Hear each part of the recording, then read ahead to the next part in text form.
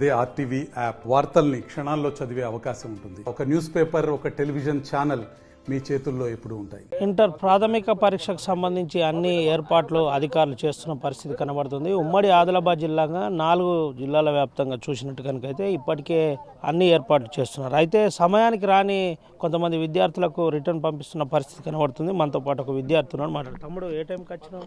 9:30కి. ఎందుకు తమ్ముడు లేట్ ఎందుకు అయింది? నేను శివారంలో ఉంటాను సార్, అందుకే లేట్ అయింది వచ్చేవరకు.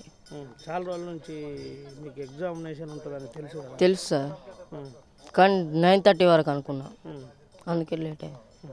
ఎక్కడ మీది? శివారం. శివారమా? ఈరోజు ఏ పేపరు? ఏ కాలేజీలో చదువుతున్నావు? గౌడ్ జూనియర్ కాలేజీలో. ఇక్కడే చదువుతున్నావు. తెలిసి కూడా లేట్ అయిందా, లేదంటే 9:30 అనుకున్నాం సార్. రావడానికి లేట్ అయిందా? ఇది పరిస్థితి. ప్రధానంగా ఆలస్యమైందని చెబుతున్న పరిస్థితి కనబడుతుంది. మనతో పాటు కొంతమంది అధికారులు కూడా ఉన్నారు. సార్, ఏం జరిగింది సార్? ఇక్కడ ఈ సెంటర్ ఇక్కడ సార్ అబ్బాయిది ఎస్ఆర్ఆర్ కాలేజ్, ఎస్ఆర్ఆర్ కాలేజ్కి వెళ్ళాలి సార్. ఈ పిల్లోడు ఏం పేరు బాబుని పేరు? కార్తీక్ శ్రీకాంత్ అనే స్టూడెంట్ రావడం జరిగింది. గవర్నమెంట్ జూనియర్ కాలేజ్కి రావడం జరిగింది, సెంటర్ నెంబర్ 133-001. కానీ ఈ స్టూడెంట్ ఈ కాలేజ్ కాదు, అతను ఎస్ఆర్ఆర్ కాలేజ్ అనే సెంటర్కి సంబంధించిన స్టూడెంట్. మీరు అక్కడ పంపించుకోండి సార్. అది బాబు, నువ్వు అర్జెంటుగా లేట్ అయిపోయింది, ఎవరు కూడా ఎలా చేయరు. మాకు ఇంకా మించుకోలేదు సార్. మేము మొత్తం కూడా 317 మెంబర్స్ ఈరోజు అలాటెడ్ మా దగ్గర.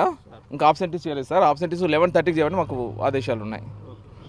11:30 మీన్స్ ఏమన్నా కొంచెం అటు ఇటు అయినా అలౌ చేయమని చెప్తుందా, లేదంటే షార్ప్ 11:30 9 అండి, ఎగ్జాక్ట్గా 9 అది అంతవరకు క్లోజ్ చేస్తాం. ఇది పరిస్థితి. ప్రధానంగా మనం కాలేజ్ వద్ద ఉన్నాం. అయితే ఒకసారి చూపెట్టే ప్రయత్నం చేస్తున్నాం. పూర్తిగా ఇప్పటికే విద్యార్థులందరూ హాజరైన పరిస్థితి కనబడుతుంది. విద్యార్థులు హాజరై నేరుగా పరీక్ష కేంద్రానికి చేరుకున్నారు.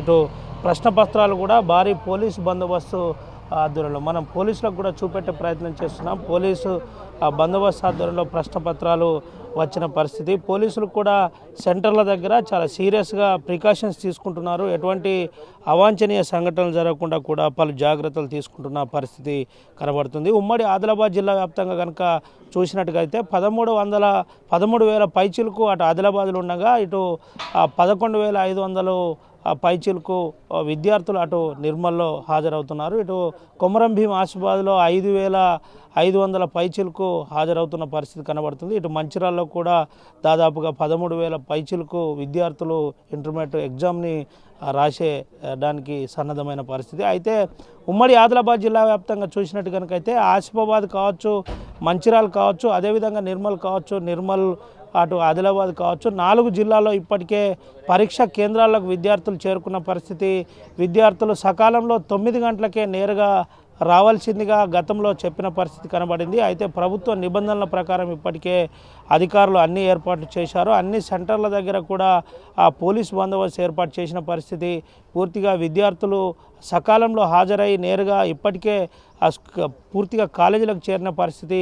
ప్రశ్నపత్రాలు కూడా ఇచ్చి పూర్తిగా దానికి సంబంధించి కార్యాచరణ జరుగుతున్న పరిస్థితి కనబడుతుంది. ముఖ్యంగా దీనికి సంబంధించి 11:30 తర్వాత ఎవరు హాజరయ్యారు, ఎంతమంది హాజరయ్యారో, హాజరు కాకపోవడం, హాజరులో ప్రధాన ఘట్టం అనేది నేరుగా దాని తర్వాతనే అధికారులు తేలుస్తామని అయితే చెబుతున్నారు. కొంతమంది దూర తీర ప్రాంతాల నుంచి రావడానికి ఆలస్యమైనప్పటికీ దానికి సంబంధించి అన్ని పూర్తిగా ఆలస్యమైనప్పటికీ కొంత ఆలస్యం జరిగితే ఎట్టి పరిస్థితుల్లో అలౌ కూడా చేపించే పరిస్థితి లేదని చెబుతున్న పరిస్థితి అయితే కనబడుతుంది. లోకల్ సీఏలు కావచ్చు, ఎస్ఐలు కావచ్చు, పూర్తిగా పరీక్షా సెంటర్లను తనిఖీ చేస్తున్నారు.